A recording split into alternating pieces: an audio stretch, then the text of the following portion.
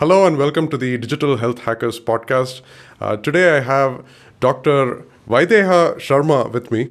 And Videha, why don't you go and introduce yourself? Thank you, Sidharth. Thank you so much for having me. It's great to be here. I've been following your journey for several years now, so it's a real privilege to join you this morning. Lovely to see you. I'm Videha. I am a doctor by background. I currently work as the Clinical Innovation Lead at a Health Technology Institute at the University of Manchester. And my background is generally being a frontline physician for over 12 years, specializing in kidney transplantation. And then I pivoted my journey to working in health technology more formally. So I did a PhD in health informatics. I had several fellowships in digital health, medical leadership, as well as entrepreneurship. And I now have this fantastic role where I get to work across healthcare providers, industry partners, and academics, really around that piece of putting new and emerging technologies into practice. How do we get these things in front of clinicians on the shop floor and get patients involved? So really, really exciting journeys I've been on, and not what I'd expected when I first qualified for medical school, but really happy to be where I am today. It's amazing. And so again, what has your journey been like? What was the moment where you decided that you want to stop transplanting kidneys and you want to move into digital health? Yeah, really good question and really difficult decision, right? Because as I think is true for most people that go into healthcare careers, you're often driven by a desire to contribute to individuals' health or societal health. And that was a passion for me from a very young age. I grew up in the Netherlands. My heritage is from North India, but I grew up in the Netherlands, in Rotterdam. And growing up, my younger brother Anu had autism and severe learning disabilities. So even though he now is 34, 35 years old, he has the developmental age of maybe a 2 or 3 year old. So quite severely affected. I mean, looking at him, you wouldn't be able to tell that between the two of us. He's definitely the more handsome looking guy. But growing up with him and seeing the care and support that he received from healthcare professionals as well as social care professionals was really inspiring, and probably even above and beyond that, seeing my parents having to engage with the health system regularly, and they did an amazing job giving both of us all the opportunities that we could have had in a beautiful childhood. But that really shaped my desire to want to pursue a career in healthcare and really have an impact. I suppose that's something that drives most of us. I subsequently went to medical school in the United Kingdom and started working as a junior doctor, and absolutely loved it, right? For me, it was the best job in the world. I loved turning up to the hospital early, staying late, doing procedures, looking after patients, doing ward rounds, all of it. It was, my favorite thing to do. And I never really expected to want to do anything different. It really came from this inner desire to perhaps have an impact that is more at scale and perhaps beyond the individual patient that I'm caring for. So there was an itch there, I suppose, that I've maybe also had from an early age to do something that has impact at scale. So I think that was maybe part of it. And then I did a PhD in health informatics. So that really opened my eyes to the world of digital health and the amazing people that work in a adjacent to healthcare space, but really contributing to the problems that we as clinicians face every day as we try to look after our patients. So those are, I guess, those combinations of wanting to have an impact at scale and being exposed to the digital health world. I think those two things combined got me really excited. And as I think will be true for most people's journeys, I had some fantastic mentors, both clinical as well as technical mentors who have guided me and supported me and helped me shape my career as well as shape the vision of where I see health and care going forward in technology. Brilliant. So where do you see healthcare going and where do you see technology helping? Yeah, so I think reflecting on my experiences, there are probably two places where I see technology having a significant, not even necessarily technology, I would potentially say ways of working or ways of problem solving that come from the technology world. So one of the things that I've been very keen on the projects that I've been leading over the last several years is to take that design-led approach. So as you all know, as a doctor, we are trained to think in a particular way, in a diagnostic way. As soon as the patient walks in the room, you say, oh, do they have any nail changes, or do they have a walking stick, or who have they come to the clinic with? Can I see any skin rashes or anything? And I immediately try to go from this long list of potential problems to a short list of a differential diagnosis. And this converging way of thinking is very, very helpful when you're in an acute, time pressured situation. But when you're trying to solve complex, knotty problems like hospital waiting times, or how to drive efficiency, or how to implement a new piece of technology, you really need to think differently. You need to think in a divergent way. You need to be open-minded. You need to empathize with the people that are affected by the problem. You need to bring in expertise from fields outside of medicine and healthcare, and be really, really user-led, or really be led by the people that are affected by the problem. And even beyond that, understand the problem before you embark on solutions. There is so much solution focused innovation as opposed to problem focused innovation, which I think is a significant barrier to actually making technologies that achieve intended benefits and have an impact on health and care. So I think taking that design-led approach is something that I see happening increasingly. I don't know whether you've got any reflections on that, or whether that's something that you guys have been working on as well. Yeah, I think I do agree with that point that you made, that the way we've actually been diagnosing patients is almost 100 years old. And the way, the stethoscope as a symbol of healthcare, although it exists today, was probably invented more than 100 years old. And I do think there is some component of medical education and just going through that, which sucks out the creativity and sucks out this, the generative potential of how problems can be solved. Do you think, what do you think about that? Absolutely. I vividly recall I was selected for a medical leadership fellowship a couple of years ago. And towards the end of that program, in one of the final sessions, we had a talk from someone who's a user researcher and designer. And she was talking about burnout. And it was about burnout in any kind of professional career. And she was talking about her own experience. She said that there was this time, I think during COVID, where there was lots of pressure on work, there was lots of things changing, and she realized that she was feeling burnt out. And the reason she realized she was feeling burnt out was because she realized that she was not being as creative as she normally is. And I remember sitting in the audience thinking, I cannot remember the last time I have been creative, period, as a doctor. Sure, we have moments where we have to be innovative or think on our feet and think outside of guidelines or standard of practice. But really, have I been that creative? I can't really think that's something that's part of my job. Whereas actually being creative is extremely fulfilling. It's really, really exciting. It's really fun. It's really, really stimulating. But we don't get the opportunity to do that. And I think as we can talk about the challenges in modern healthcare, but as we have rising pressures on clinical services, we have a depleted workforce, that opportunity for creativity only becomes less and less. And I think that's a real part that fuels that burnout.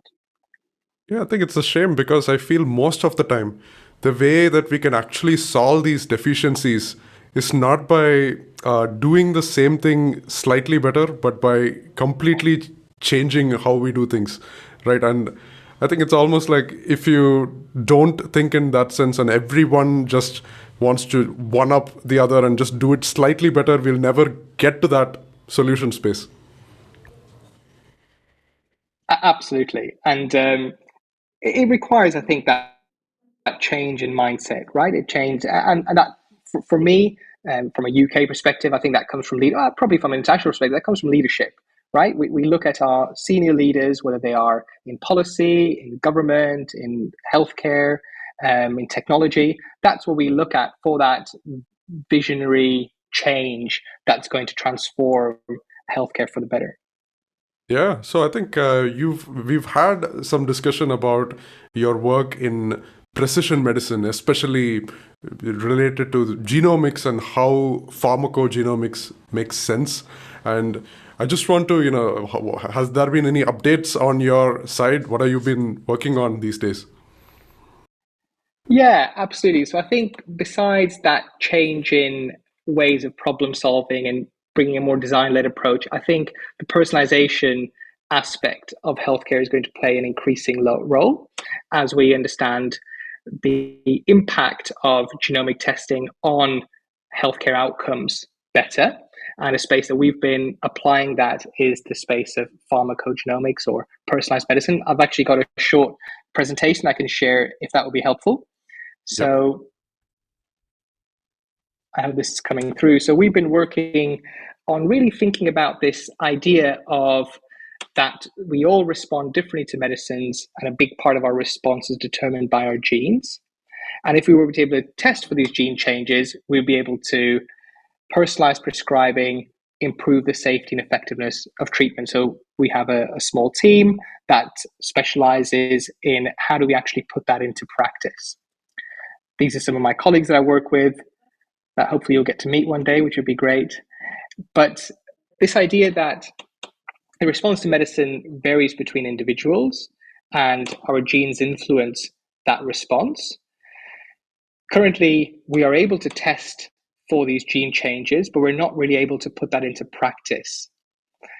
A big challenge in putting that into practice is around how do you design a clinical service that is end to end, and how do you design and develop the underlying technical infrastructure that allows you to implement things like pharmacogenomics or personalized medicine in clinical practice, and in particular at scale.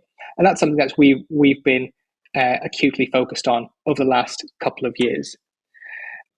And just to give a little bit more background on pharmacogenomics. So the word pharmacogenomics, of course, pharmaco coming from the Latin for medicinal products, and genomics relates to our genes. This is really, really common. So traditionally, we've thought about genomics as a highly specialized field. So patients who may have a rare disease or may have a particular cancer predisposition or a particular genetic change, which um, uh, relates to a particular cancer, is where genomics has been applied most commonly. But actually, all of us carry gene changes that relate to how we respond to medicines.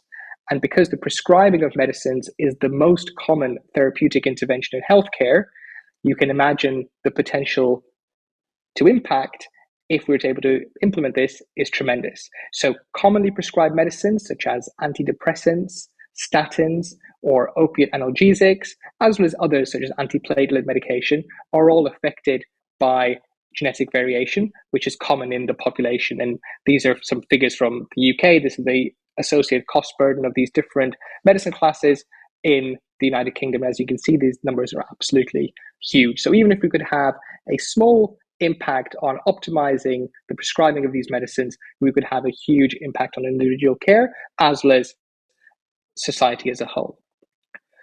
However, as we know, in reality, medicines are not personalized today. When any of us goes to see a healthcare professional, the healthcare professional will either through experience or through guidelines prescribe the first medication on their list. As a result, we have this kind of trial and error prescribing, which besides causing delays or perhaps not receiving the most effective treatment at an untimely fashion, also has a significant impact on side effects and adverse drug reactions. So in the United Kingdom, more than 1 in 20 hospital admissions are related to harmful side effects. So again, that is a huge burden on the healthcare system.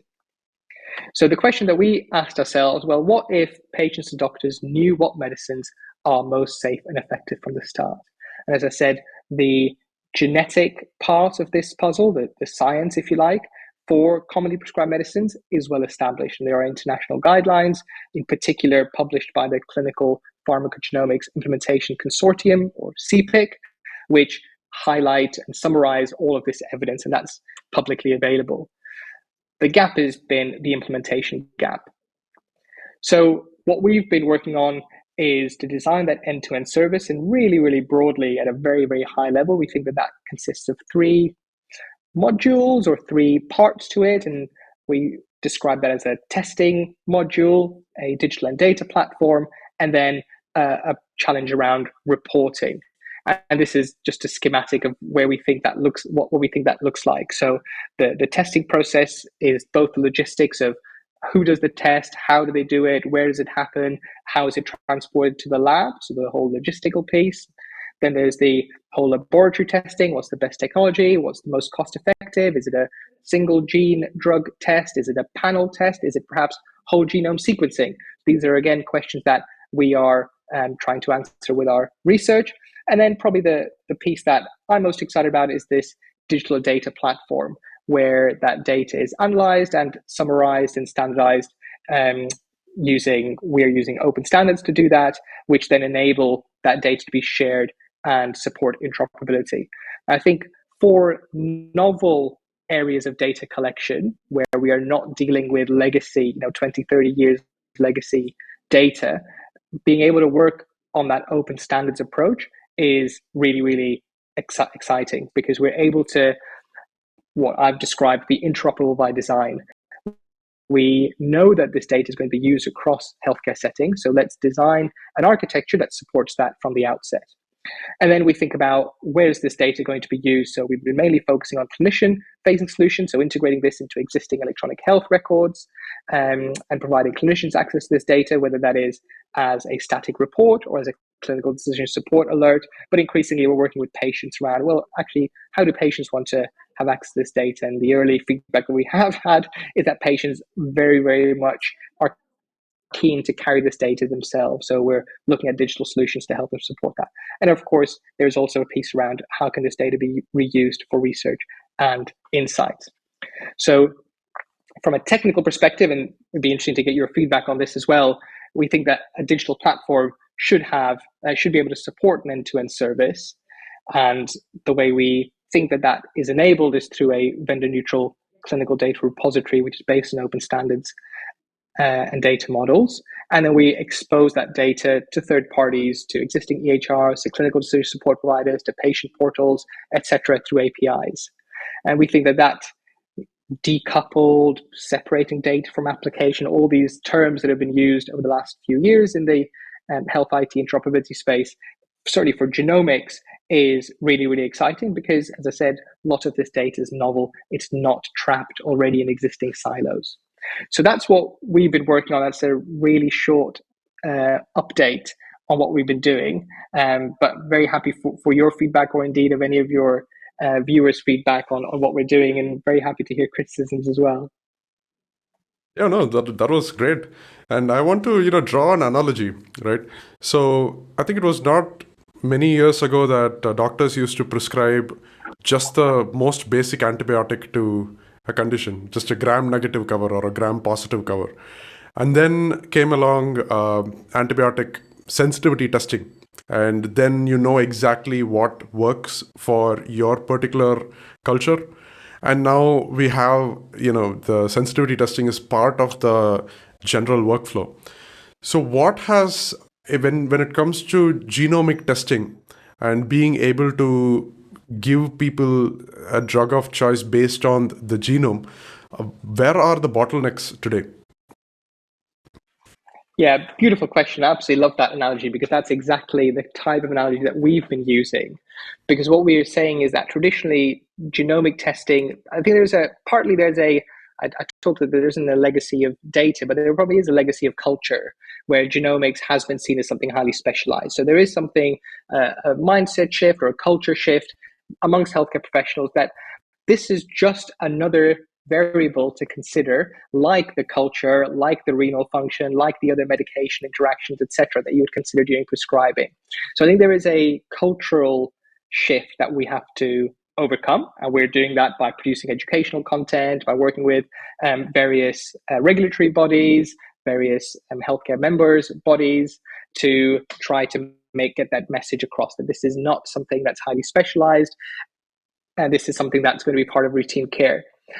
I think the other part of the bottleneck is, okay, so if we do get to convince or explain to people this is part of routine care, how do we then communicate that to them? So culture is again a good example, because the language used in microbiology, maybe even things like sensitivity, or maybe the specific bacteria that are tested for, which are all, S. aureus or, et cetera, et cetera. They may be terms that people have maybe not heard of before. So how a microbiology report is summarized is really, really important. This genomic information is even more complicated. If you were to see the raw genomic data, nobody knows what that means. So we've built a very small, simple translational pipeline that takes that raw genomic data and converts that into simple, actionable English language explanation of what the clinician needs to do. This patient is unlikely to respond to clopidogrel because they have a change in this gene. Please consider this alternative. If you would like further information, click on this hyperlink to go to the guidelines. So that may sound really, really simple, but this goes back to what I was saying about being user-led. So we spend lots of time in GPs, in GP clinics, talking to pharmacists, talking to frontline clinicians, trying to understand how do they see the world, try to empathize and put ourselves into their shoes, and they haven't got time to understand CYP2D6 intermediate metabolizer, poor reduced plasma concentration, etc., etc. So that language, it may seem very usual and standard for our scientist colleagues, is not what frontline clinicians use. So there's that translational piece. I think that's another big bottleneck. Okay, so it's mostly the complexity of diagnosis is much more like magnitudes higher than something like sensitivity. And there is also different terminologies used by the scientific community and the clinical community, and they are not really aligned on how this translates into practical, practice. Absolutely. And I think that's exactly why the implementation has been lacking, because this has been largely led by perhaps the scientific or the more academic community, whereas we've come at this from a very much let's put this on the shop floor approach. In order to do that, we have to radically, what you were saying before, we have to do things radically different. So we have to translate that language, and people find that difficult, right? Like they've been used to saying things in a certain way, using certain words, and that's one of the hardest parts. So my colleague John and I chair the pharmacogenomics working group of an organization called the Global Alliance for Genomics and Health, which is a standards development organization, and we're working with them to develop the standards for pharmacogenomic test results. And there is a mix of members in that group, right? And we just had a meeting yesterday, and one of the comments was we built a little data model that we're sharing with colleagues in that group. And someone said, okay, this looks very good, thank you, but I can see that this is very much designed to be used in an EHR. I said, okay. That is correct. That is exactly what this is designed for. That's this the is point. Not designed to be used in the lab. That is why we're here. Okay, so there is definitely, they're not on the same page of actually using this in clinical practice in their workflow of a clinician. That's right. And that's the shift that we're trying to bring. And it's been really, really fun because, you have these open conversations, you have to be receptive as well. People, and say things like, I appreciate if you're looking at this from a lab perspective, it may not make sense. And that's not the implementation we're hoping for. Perhaps there is an alternative model, or perhaps there's something that we can add to this model that can be subtracted for clinical use versus lab use. Very happy to have that conversation. But we are really focusing on how do we use this standardization, how we use these models to put this into practice, which means putting it into EHRs. That's where the majority of benefit is going to be. Got it. And I think I feel like it's a no-brainer after a point in time when genomic testing, whole genome testing becomes cheaper than an MRI scan. And you only got to do it once for a patient. And then it's just that you have that data and you can do so much with it. And I feel that it will happen. It's just a matter of where the economics work and where it doesn't, right? Like, for example, I see a lot of the times, maybe for specific immunotherapies in certain cancers, they do specific receptor testing before they prescribe a drug. But then for statins and antidepressants, although they've been known to, like, infamous for this. Like, statins don't work on half the people that you prescribe them on, and antidepressants as well. Like, you have very specific receptivity on some people, have side effects. So it makes sense, but at the same time, when do you think that that inflection point is? When do you think, is it 5 years, 10 years? When do you think that switch is going to happen, when people are going to take genomic sequence as another data point before they start providing care? Yeah, great question. And I think you touched on it there already in your question. I think it's the economics that's going to determine when that inflection point happens. So I think the clinical evidence is compelling now, certainly for these common gene drug pairs like the ones we talked about.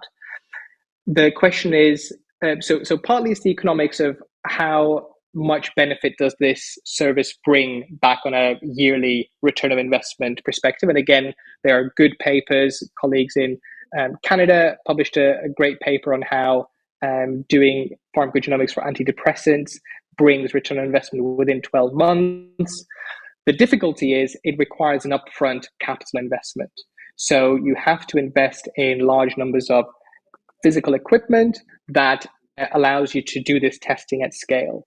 And that upfront cost is the one that's really, really hard to bear for especially single payer systems, but even larger insurance-based or private healthcare systems to make that huge capital investment. Each one of these machines might cost $800,000 or over $1 million, right? So that's a huge investment to build up that capacity for testing. So I think that is going to be a big question. So the big question isn't necessarily how cheap is an individual test, how cheap is the machine that you have to buy in the first place to be able to do that cheaper test. So I think that's the big question. And I think, so I guess as and when people find money in their budgets, as we recover, the global economy recovers and we start to look at capital investment, I think that's where the inflection point is going to come.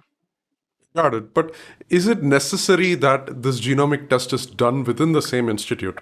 So we are seeing a lot of private genomics companies, for example, 21andMe, and just like Ancestry, of people want to just get their genome tested and see who their ancestors were. And people are doing it just for the purpose of curiosity, right? Do you think there will be a time when you don't necessarily do it in the hospital? You just do this outside, you do it as another service provider, and you get that done once. And again, like, I would also like to touch upon specific receptor based testing versus a full genome sequencing. Where are we in comparison to both of these?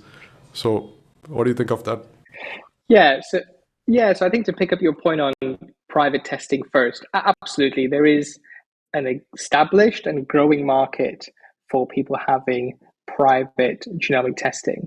The key questions that I, as a clinician, would ask is, firstly, the validity and technology used of that test. How accurate and how confident can I be with the results coming from a third party? So if there is accreditation, if the lab is accredited, et cetera, then that gives me an element of confidence in that.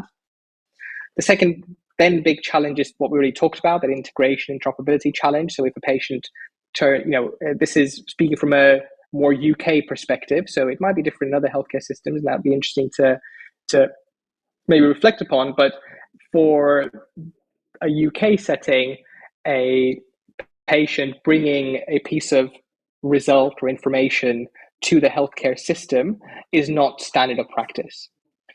So the results, information, medical records are typically kept within the healthcare system. So if a patient were to come to me, to the clinic, and say, hey, I have this app, and on my app you can see this genetic result, and even if it is explained really nicely, for me to understand as a clinician what that means, what the implications are, I'll still be like, what is this? Where did you get this? How did you get this? How do I know if I can trust this? There is that gap, right? Is this NHS accredited, et cetera, et cetera? So I think that's one piece around the challenge in the privacy. And that might be very different in other healthcare systems, right? Where it is completely standard of care that the doctor prescribes, go and get these tests, go and get this medicine, and then the patient goes to a diagnostic center or goes to a pharmacy and deals with the next stage of their healthcare journey. So that's a challenge in the UK, which maybe reflects some of the general challenges around innovation and kind of moving things forward in kind of more publicly funded single payer systems. But at the same time, it does potentially lead to equity in care. So everybody's kind of got access to the same amounts of care, same quality of care. So that's the kind of private piece. Then the question around whole genome versus more narrow panel-based testing. So I'm not a geneticist by background or a genetic technology expert. So I'm going to be speaking slightly out of line here. And what I'm saying is based on conversations with my colleagues who are geneticists. So you're absolutely right. The cost of whole genome sequencing is coming down considerably. And people talk about, the $100 genome, et cetera, et cetera. I think for me, one of the questions is not necessarily just about the cost of that test, but it's really about what does that data, what does that information give me and tell me? So lots of information that is in our genes, we can understand and interpret and say, hey, this puts you at risk of breast cancer, or this puts you at risk of having a bad response to sertraline, or et cetera, et cetera. But there's a lot, I would argue, majority of the information within our genetic code, we don't really know what that means yet. So what do we do with all that information if we sequence all of your genome, and we look at all of the pieces of information that translate into who you are or what you are and how you behave and how your body behaves and reacts and responds, but we don't really know what that means? What do we then do with that data? Do we give that to the patient? Do we store that until we've got the bioinformatic technology in place or the research in place to know what that means? If we do understand what it means and the information is, oh, you have a 12% risk of developing diabetes in your 50s, what does that 12% to someone might be? Oh my God, I need to start running tomorrow. Somebody else might be like, oh, 12%, I've got it's like 10% risk. I don't need to worry about it. I can have all the sweets and cakes and whatever that I want. So how do then people respond to that information? So I think there is a inherent risk with that, with the whole genome piece. And there's also, this is kind of me thinking from a more kind of data quality, data governance perspective. We generally say that only captured data that has got a direct indication of why you're capturing that data or using that data, right? Generally, those are good data governance principles. So we don't just look for all the different bits of information and move all kinds of different bits of information around, but we haven't got clear indication of why we're doing that. So really, we should only be looking for data and using data that has got a direct intended use. So that's, I think, the challenge with whole genome sequencing, and where certainly in the near future, probably panel-based testing is going to be more readily used. Got it. That again brings us to the interesting bit about doing a particular test in reaction to what you're going to prescribe versus having the data ready and available and just using it as is, right? So do you see maybe is there a panel of tests that you're working on, maybe, or a panel of the genome that's useful in case of pharmacogenetics? And and again, how does this work? Do you do it all in advance in one single sitting, or is it based on what you're going to prescribe them and then you tell them, okay, go do this, and then come back and maybe a week later they are undergoing another drug, and then there are overheads involved, right? So I just want to brainstorm the scale and the economies of that. Yeah, really, really good question. And what you've described there is the whole challenge around reactive versus preemptive testing. So typically how pharmacogenetics is implemented today is on a reactive model. So like you described, someone is maybe receiving a specific chemotherapy drug, and at that point in time, they are sent for a genetic test, which then is used to influence that individual prescription. As we move forward and our appreciation of the value of this data over a longitudinal period increases, we say, well, is it worth doing a panel? So we test for multiple genes at the same time. So not just your response to this one chemotherapy drug that you're receiving next week, but also to statins and painkillers and antiplatelets, all medications that are commonly prescribed, and who knows, you may need at some point in the future. We're going to be doing this test anyway. So the panel that we've been looking at is not a whole genome or a broad panel. It's not a single gene drug panel, but it's a narrow panel. So maybe 12 genes or 20 genes, something like that, that then relate to maybe 30 medicines or 40 medicines that are commonly prescribed. So that's, I think, the most effective model and cost effective and brings the greatest benefit. The challenge is you need to ensure that data is somehow stored longitudinally and therefore available at the different time points in prescribing in the future, whether it's at 5 years' time or 10 years' time, etc. And then the other challenge is if you were to do this on a preemptive basis, so not when someone is receiving a medicine, but you want to do this at some point, how and who and when do you do that? So do you do that at the newborn stage? Do you do that when someone turns 18? Do you do it the first time you go to hospital? Do you do it at the age of 50? Do you do it when you start your first statin? Who is it that benefits most from that? And I don't think we really know that question yet. So we're actually working with a number of groups here in the UK and trying to conduct studies on real world routinely collected healthcare data, linking that to genomic data, and then trying to develop a clinical risk prediction model to identify, well, which are the cohorts that if they did receive this testing at some point would have had the most benefit throughout their life. So that's a question that we're trying to answer, but we don't know that answer yet. Okay, that's like really interesting to see how that will pan out. Maybe when they're vaccinating, this just becomes commonplace. I don't know. That's So right. I think That's right. that's also you also talked about the longitudinal health record and the longitudinal patient record, and I just think the current infrastructure is so underprepared for any such innovation, and let alone sharing the medication statements. What's your comment? What have you seen in the NHS, and what do you think about the current IT infrastructure? Yeah, really good question. So I think this is a challenge. As we know, health data, typically routinely collected health data, is collected in electronic health records, who are often silo, enterprise solutions that don't readily make that data available across a healthcare ecosystem. So reflecting on health data that's already in these systems, so take a common data point like a blood pressure or a pulse rate or a hemoglobin result for a full blood count, they are challenging to interoperate even today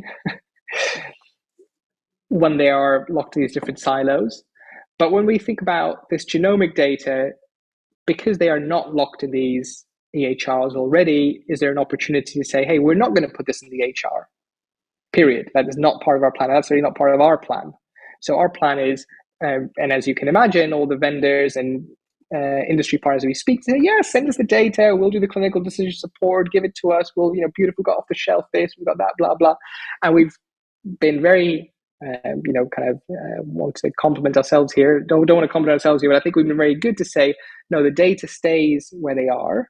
You can have access to the data at the right time, the clinical workflow through an API. And for example, for the clinical decision support, we've been using CDS hooks to do that, which allows an alert to be flashed to the clinician at the right time. But the data stays here. We're not going to send this data, whether it's as a SNOMED code or whatever, we're not going to send it to your system because there's no point. Because what happens if you have to replace the HR in 10 years' time or 5 years' time, and what's going to happen with all that data? And yet we know so much data lost in migration, particularly if it's large volumes of data, such as genomic data. So we've said the data stays where they are, and if it needs to be surfaced in an EHR, which it will need to be surfaced because that's what's been used in clinical practice, you can get access to it through an API. And having that really decoupled architecture, I think, is fundamental in how we design health IT systems for the future. Excellent. I think you should definitely say no to the people who are asking to store the data in their own systems. I think you've been doing the right thing. Thank you. So again, it was wonderful talking to you, and again, thanks for taking the time. Uh, so it was great knowing about so much progress in the world of pharmacogenomics. Yeah. Thank you so much. No, it's great to see you. Thank you for having me.